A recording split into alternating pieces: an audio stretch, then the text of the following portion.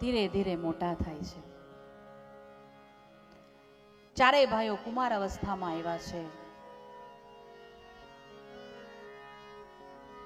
વૈદિક પરંપરા મુજબ યજ્ઞ પવિત્ર સંસ્કાર કરવામાં આવ્યા છે.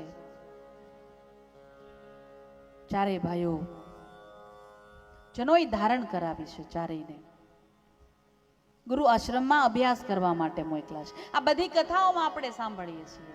બધી જગ્યાએ ભગવાનને પણ ગુરુ હતા. ગુરુ આશ્રમમાં અભ્યાસ કરવા માટે જાય છે,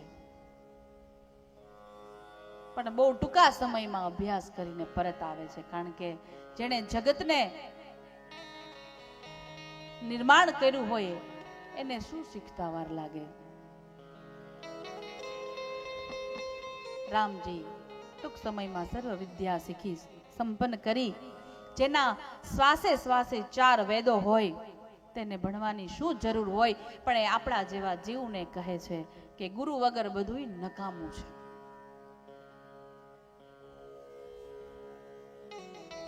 જેણે આ સૃષ્ટિનું સર્જન કર્યું છે એને પણ જો ગુરુની ધારણા કરી હોય તો આપણે સામાન્ય માણસ છીએ. આપણે ગુરુ હોવા જ જોઈએ. આખી અવધ નગરીમાં ખૂબ રામનું નામ છે. માર્ગમાં નીકળે તો બધા લોકો વશીભૂત થઈ જાય રામને જોઈને.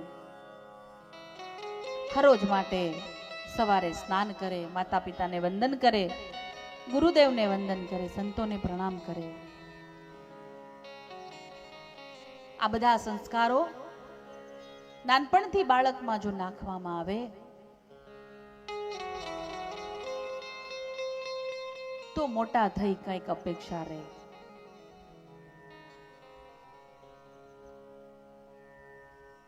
સૂર્યને અર્ઘ્ય આપે,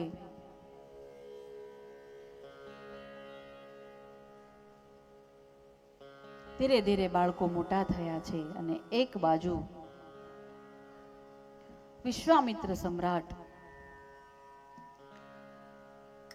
તેનાથી તપ થઈ નહોતું શકતું.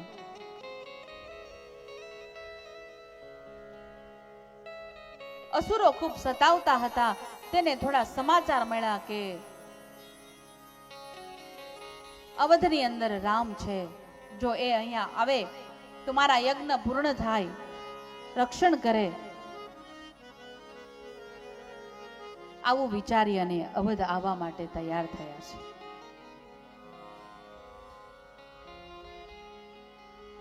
વિશ્વામિત્રજી વિચારે છે કે અવધ જાઓ, અવધેશને થોડી પ્રાર્થના કરું કે અસુરો ખૂબ સતાવે છે, જો રામ અને અહીંયા આવે તો. પણ આવું તો ચોખ્ખું કહી ન શકે. પણ જ્યારે કોઈ ત્યાગી કોઈ ગૃહસ્થી પાસે આવે તો વિના સંકોચ કરી એને આપવું પડે. વિશ્વામિત્રનું આગમન થયું છે અવધની અંદર. ભાવપૂર્વક સ્વાગત કર્યું છે. બોલે મહારાજ, આપ અમારા આંગણે. વિશ્વામિત્ર આસન ઉપર બેઠા છે. આજે આખો રાજ પરિવાર એમનું સ્વાગત કરી એના ચરણ પખાડે છે. પણ જ્યાં રામજી સમક્ષ આવ્યા ને તો વિશ્વામિત્ર એક આંખે જોઈ રહ્યા છે એને.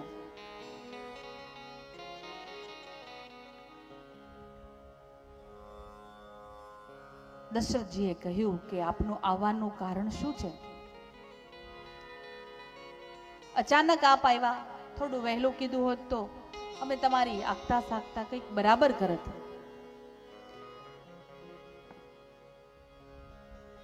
આ તો રાજવી છે અવધેશ, એને થયું કે એમ જ મળવા આવ્યા હશે, આવી તો ખબર નથી કે શું કામ આવ્યા છે. વિશ્વામિત્ર કહે છે કે રાજવી, અસુરોનો સમૂહ ખૂબ સતાવે છે. આજે મારે યાચના કરવી પડે છે. આવા મહાન ઋષિને યાચના કરવી પડે. રઘુવંશી આ શબ્દ ન સાંભળી શકે. એનું મસ્તક ઝૂકી ગયું આ વાક્ય સાંભળતા જ. કારણ કે એના બે મતલબ થાય છે કે આટલું સરસ શાસન હોવા છતાંય અવધનું, અને છતાંય અસુરો સતાવે છે. તમારા જેવા મહાન રાજવી અહીંયા રાજ્ય ચલાવતા હોય, જતન કરતા હોય, અને છતાં પણ રાક્ષસોનો સમૂહ સંત પુરુષોને સતાવે છે. માટે આપ રામ અને લક્ષ્મણને બંનેને મોકલો. એ કહે છે આ નાના નાના બાળકો છે, હજી એની ઉંમર ન કહેવાય.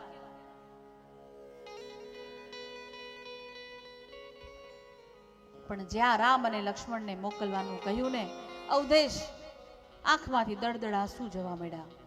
અરે બાપજી શું કહો છો? રામ અને લક્ષ્મણ તો મારી ડાબી અને જમણી આંખ છે. મારાથી મેં કોઈ દિવસ એને જુદા નથી કર્યા, કારણ કે એટલી ઉંમર પછી સંતાનનું સુખ જોયું. એક થોડી વાર માટે પણ બહાર જાય તો જીવ ઉપર થઈ જાય છે.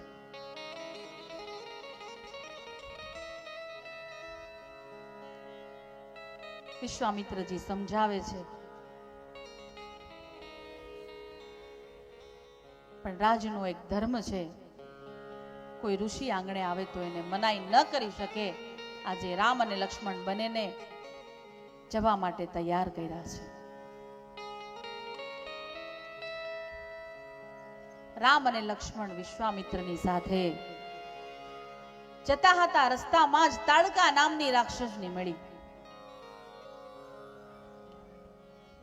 પણ જ્યાં રસ્તામાં તાડિકા મળી એ જ સમયે ભગવાન રામ સૌ પ્રથમ પોતાનું બાણ હાથમાં લઈ અને એક જ બાણનો પ્રહાર કરતા તાડિકાને બાણ માર્યું છે. એક કહી બાણ પ્રાણ લીના દીન જાની તેરી નિજ પદ દીના. એક કહી બાણ પ્રાણ દીના દીન જાની તેરી નિજ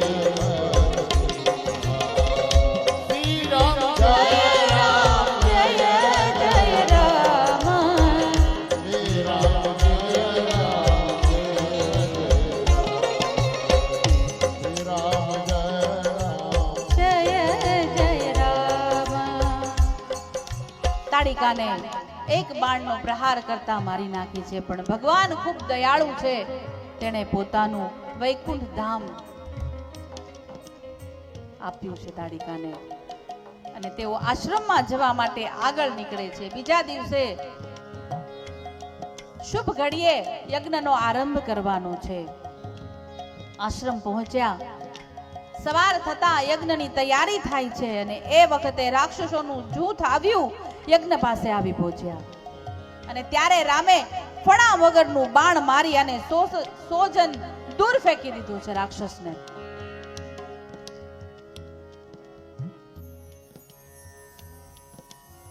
ભગવાનનું એક બાણ કાફી હોય, પણ જ્યાં યજ્ઞનું રક્ષણ થયું, અસુરોનો નાશ થયો, આજે દેવતાઓ પણ ઋષિ મુનિઓ પણ ખુશ થઈ ગયા અને ભગવાનની સ્તુતિ કરી છે. યજ્ઞનું કાર્ય પૂર્ણ થતા મુનિઓ રાજી થયા છે અને ખુશ થઈ ગયા છે. વિશ્વામિત્રજી કહે છે કે આવતીકાલે જનકપુરમાં ધનુર્યાગ છે, આપણે જવાનું છે. તમારા માટે ઉત્તમ અવસર ગણાય. તેની પુત્રી સીતા, તેમનું સ્વયંવર નિમિત્તે આ આયોજન ગોઠવવામાં આવ્યું છે.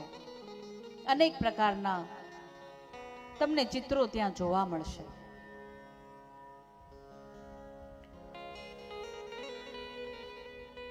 રામ અને લક્ષ્મણ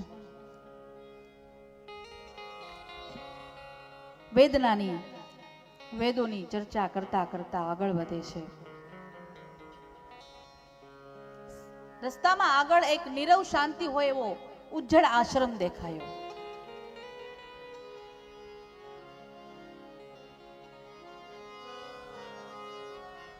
ભગવાન રામ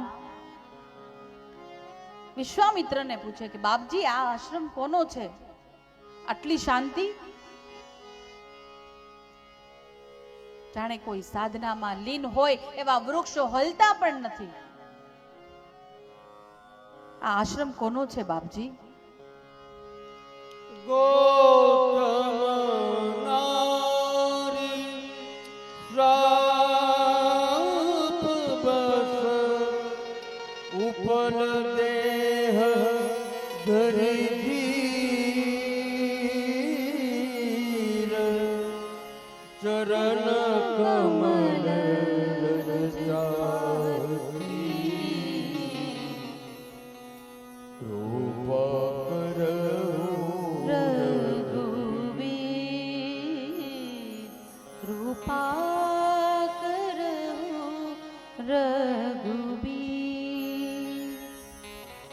વિશ્વામિત્રજી કહે છે કે રામ, તમને બધી જ ખબર છે, છતાં પણ હું આપને કહું, આ આશ્રમ ગૌતમ ઋષિનો છે, જે શિલા રૂપે પડી છે, જે આપના ચરણ રજની રાહ જોઈ છે. એ અહલ્યા, ભગવાન કોઈ દિવસ પોતાનો પગ કોઈ સ્ત્રીને ન અડાડે. કૃપા કરી આપ આપના ચરણ રજનો સ્પર્શ કરાવો, જેથી એને ગતિ પ્રાપ્ત થાય. ભગવાને જ્યાં પગ થોડો ઊંચો કર્યો, પવનની લેરખી એક આવી અને પગના તળિયે જે રજ ચોટી હતી એનો સ્પર્શ થતા અહલ્યાનો ઉદ્ધાર થયો છે. વિશ્વામિત્રજી પ્રાર્થના કરે છે કે આપ તો મર્યાદા પુરુષોત્તમ રામ છો, સ્ત્રીને સ્પર્શ ન કર્યો, આપની ચરણ રજથી જ એમનો ઉદ્ધાર થયો છે. અહલ્યા પ્રગટ થઈ અને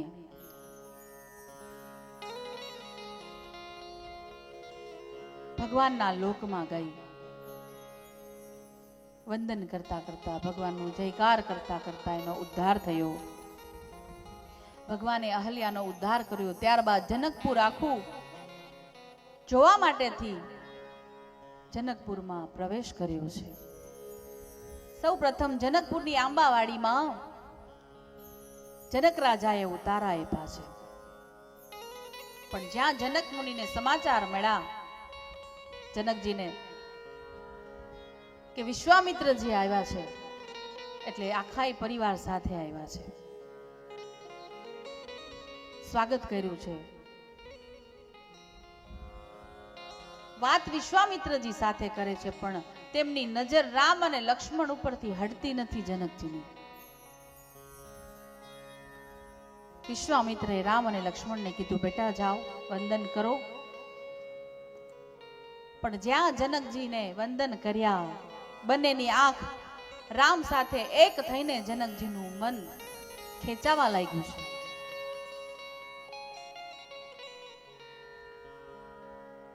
કે આ કોઈ સામાન્ય બાળક નથી. વિશ્વામિત્રજીને કહે છે કે બાપજી આ બાળકો કોણ છે?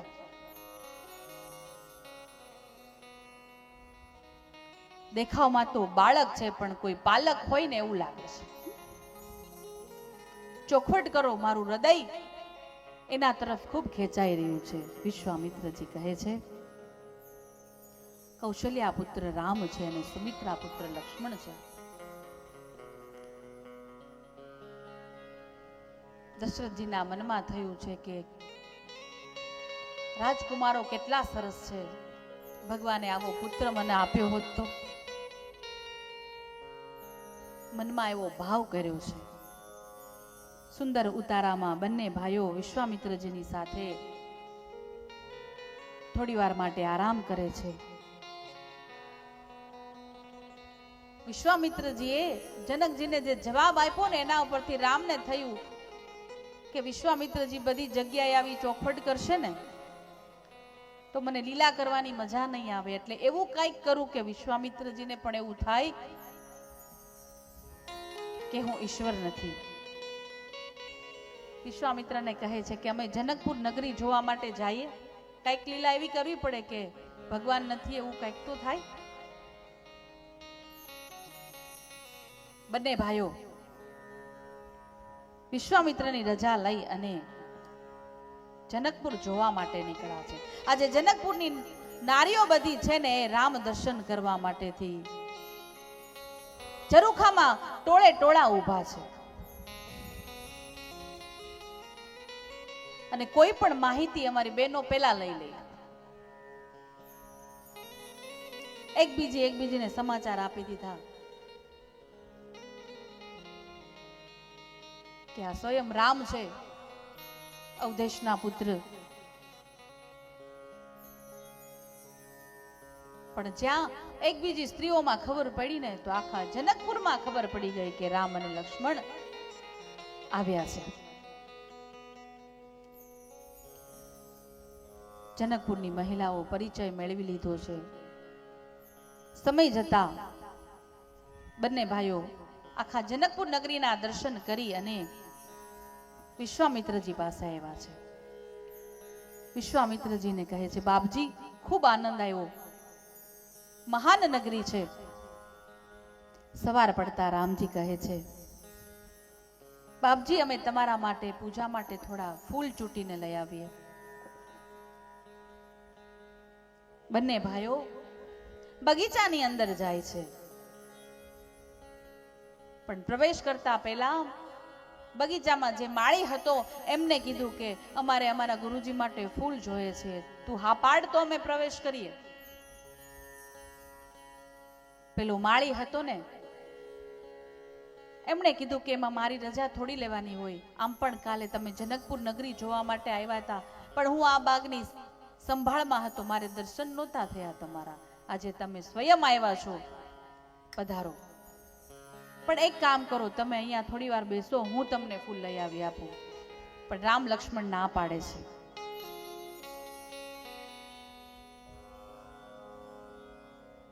કે ગુરુની સેવા અમે પોતે કરીએ છીએ, અમારાથી તારી સેવા ન લેવાય, અમે સેવક બનીને આવ્યા છીએ. માળી આ વાત સાંભળીને ખુશ થઈ ગયો.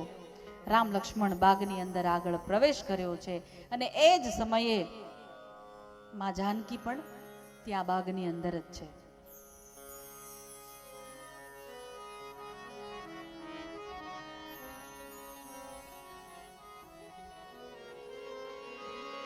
તેરી અવસર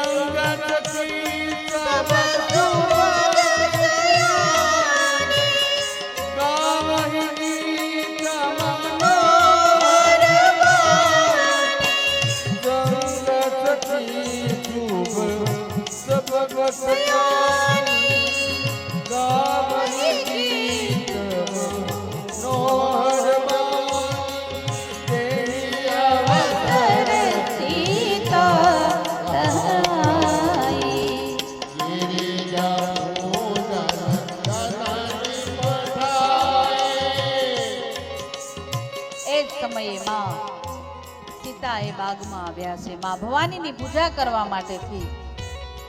પણ કહેવાય છે કે જીવને જ્યારે અધિકારી બને ને એટલે ઈશ્વર સુધી પહોંચી જાય છે અને એ શરૂઆત સત્સંગથી થાય છે. અને જીવ અધિકારી બને ત્યારે ગુરુ પણ મળી જાય છે. થોડી બહેનપણીઓ હતી એ દોડતી આવી, બોલે જાનકી અમે તને કાલે વાત કરતા હતા કે જનકપુર નગરીની અંદર રામ અને લક્ષ્મણ આવ્યા છે, જેના દર્શન કરવા માટે, જેને જોવા માટેથી આખી આપણી આ નગરી છે ને એ બધી વશીભૂત કરી નાખી હતી. પણ જ્યાં ભગવાન રામ અને માં જાનકીની દ્રષ્ટિ એક થઈ, આ આધ્યાત્મિક દ્રષ્ટિનો ભાવ છે. અત્યારે આ કલયુગમાં સ્ત્રી પુરુષની નજર એક થાય ને એ દૈહિક ભાવ નથી.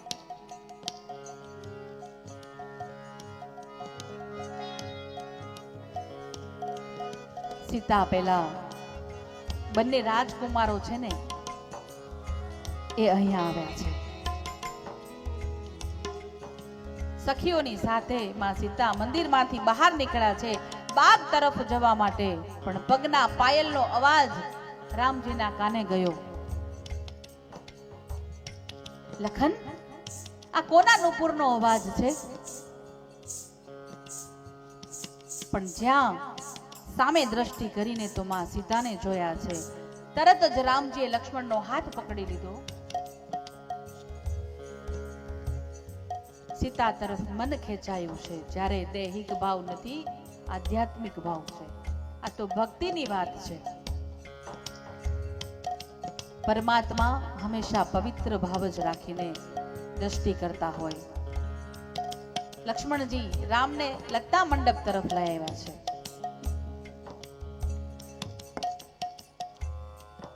પણ જ્યાં બંનેની દ્રષ્ટિ એક થઈ, પરમાત્માનું દર્શન થયું છે. માં જાનકી આંખો બંધ કરી દીધી છે એટલા માટેથી કે જ્યારે એક વખત ભગવાન ઉપર દ્રષ્ટિ જાય ને એને હૃદયમાં પધરાવ્યા પછી બીજું કાંઈ ન જોવાય.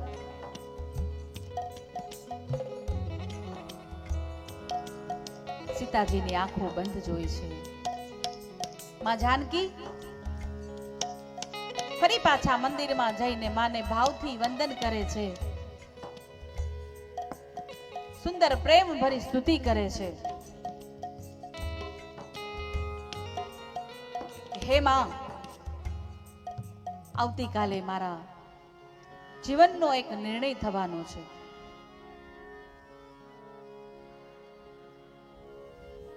અને આ સ્તુતિ જે કોઈને લગ્નમાં વિલંબ થતો હોય એ પણ જો ભાવથી કરે તો ભગવાન કૃપા કરે છે. જય જય જય ગિરિરાજ કિશોરી. જય જય જય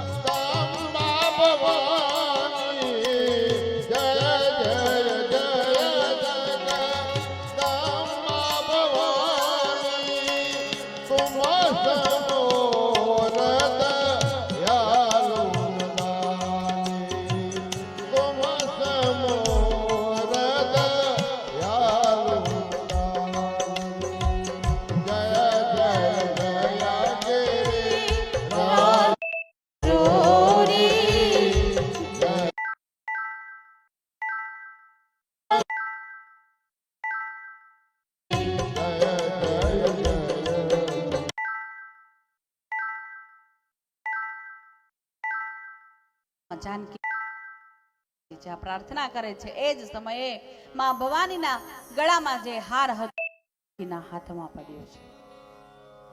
આ બાજુ રામ અને લક્ષ્મણ વિશ્વામિત્રજીની પાસે આવીને વંદન કરે છે અને વાત કરે છે બંને ભાઈઓ કે બાપજી, આપણે જે ધનુર્યાગમાં જવાનું છે એ જનક પુત્રી સીતા અમને અહીંયા બાગમાં મળ્યા હતા. વિશ્વામિત્ર બંને ભાઈઓને આશીર્વાદ આપતા એવું કહે છે કે સફલ મનોરથ હો તુમારા. બહુવચનમાં આશીર્વાદ આપ્યા છે, કારણ સીતાજીની સાથે ઉર્મિલા પણ હતા. બંને ભાઈઓને આશીર્વાદ એક સાથે વિશ્વામિત્રજી આપ્યા છે.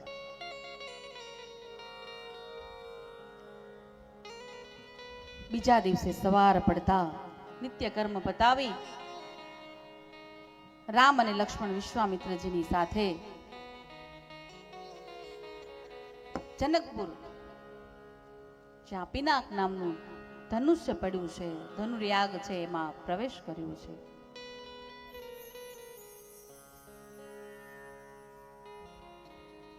પણ અહીંયા તો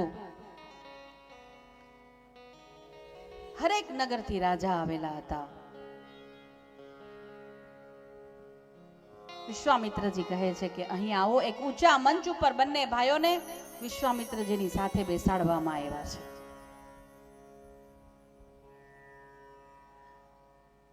પણ જનકપુર વાસીઓને જેવું જેવું જેણે વિચાર્યું ને એવા રામના દર્શન થયા છે. બરાબર વચમાં પિનાક નામનું ધનુષ્ય મૂકવામાં આવ્યું છે. શાંત વાતાવરણ છે. માં જાનકી પોતાની સખીઓની સાથે સોળે શણગાર સજી અને બેઠા છે. અને એ વખતે સાવ શાંતિ છવાયેલી છે. સીતાને જોતા બધા મોહિત થઈ ગયા છે.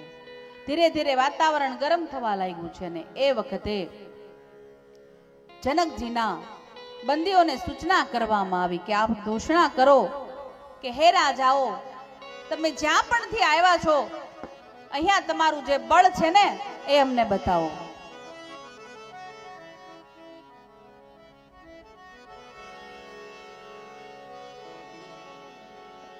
બોલે બંદી બચન ભરે સુનહું અકલ મહિપાલ પનમી દેહ ઘર કહી હમ હો જાઓ ભાઈ વિશાલ. હે રાજાઓ, તમામ સાંભળી લેજો. જનકના દૂષ ઘોષણા કરે છે કે તમારા હાથની શક્તિ પૂર્ણિમાના ચાંદ જેવી છે. આજે તમારી શક્તિ કેટલી છે ને એ અમારે જોવાની છે. પણ જ્યાં ઘોષણા કરી એક પછી એક રાજાઓ ધનુષ્ય તોડવા માટે આવે છે ઊભા થઈને. પણ જ્યાં બિલાડીના ટોપને ઉચકાવતા હોય ને એવું લાગે છે. એક પછી એક મહારથી રાજાઓ આવ્યા, પણ કોઈ ધનુષ હલાવી પણ નથી શકતા. સહસ્ત્ર અર્જુન આવ્યા છે. એક બીજા રાજાઓ જે ઊભા થાય ને એટલે એક રાજાઓ એ પ્રાર્થના કરવા મળે કે હે ગણપતિ બાપા, હું 20 કિલોના લાડુ ધરાવીશ, પણ આનાથી હલવું ન જોવે. સહસ્ત્ર અર્જુન આવ્યા, એનાથી પણ ધનુષ હલ્યું પણ નહીં. અને ત્યારબાદ રાવણ પોતાનો મુંગટ સરખો કરતો કરતો આવ્યો છે. પોતાને અહંકાર હતો કે હમણાં જ એક કુણું ઘાસ ખાલી આમ મુખેડવાનું હોય ને મૂળમાંથી, એમ હમણાં જ પિનાક નામના ધનુષ્યને તોડી નાખું. પણ જ્યાં રાવણ ઉભો થયો ને માં જાનકી આંખો બંધ કરીને પ્રાર્થના કરી છે કે હે ધરતી માં, હું ધરતી પુત્રી છું, બધી જ શક્તિ છે ને તારા તરફ ખેંચી લેજે, કૃપા કરજે. રાવણથી પણ ધનુષ્ય હલ્યું નથી. આમ શિવ ધનુષ કોઈ તોડી ન શક્યું. આજે સભામાં સન્નાટો છવાઈ ગયો છે.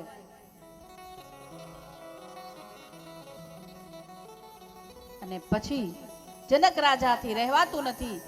અને ત્યારે ક્રોધના આવેશમાં આવીને બોલે છે કે હે દેશ દેશથી આવેલા રાજાઓ, મને જો આવી ખબર હોત તો મારી જાનકીને માટે હું આવા યજ્ઞનો આરંભ ન કરત. કોઈનામાં એટલી શક્તિ નથી કે કોઈ ધનુષ્ય તોડી શકે. શું મારી દીકરી કુંવારી રહી જશે?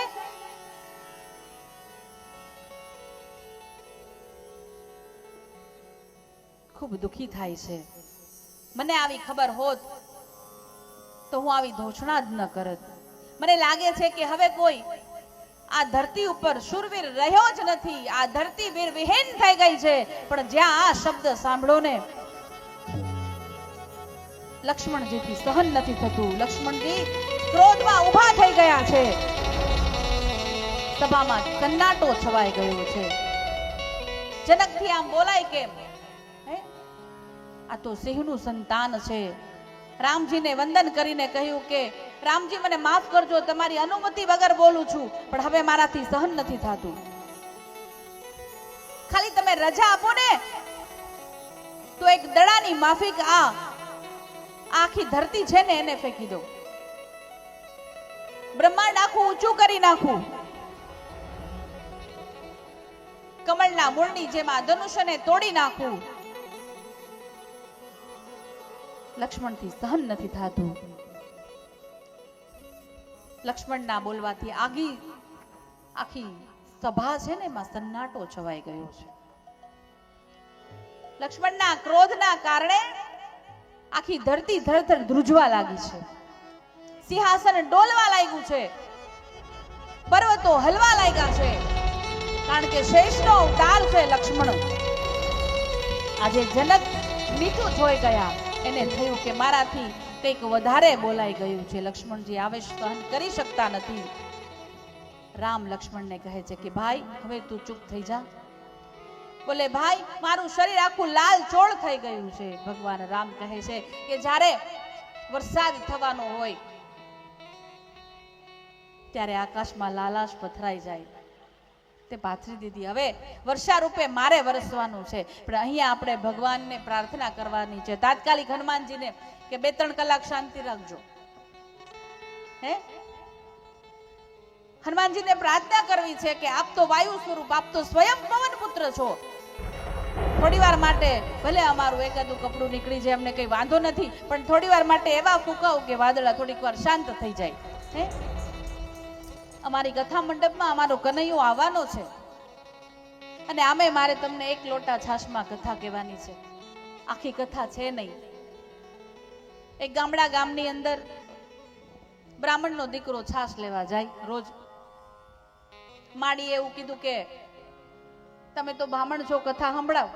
રોજ છાશ લેવા આવતો ને મારી જેમ કથા કીધી. અવધ નગરી હતી, રાજા હતા, 4 દીકરા હતા. જય હો હનુમાનજી. એટલા બધાય ન ફૂંકાતા કે અમારે બધાને દોડવું અઘરું પડે.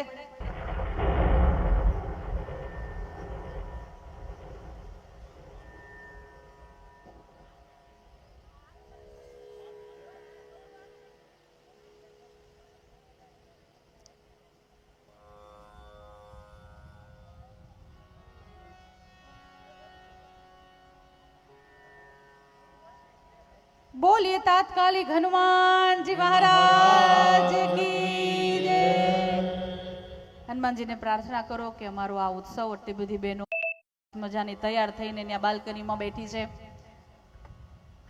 તો થોડી વાર શાંતિ જાળવજો. આટલી બધી તૈયારી કરી છે, આટલા દિવસથી તૈયારી ચાલતી હતી. ભલે કૃષ્ણ ભગવાન આવવાના હતા ત્યારે આવું જ વાતાવરણ હતું. બધાય અંતરથી પ્રાર્થના કરજો હો ભગવાન, બાકી આ મને લાગે કઈ હેરાન કરશે વરસાદ આજે. કૃષ્ણ જન્મ હતો ને ત્યારે બધું આવું જ વાતાવરણ હતું. તેથી આઠમ હતી ને આજે આઠમ જ છે.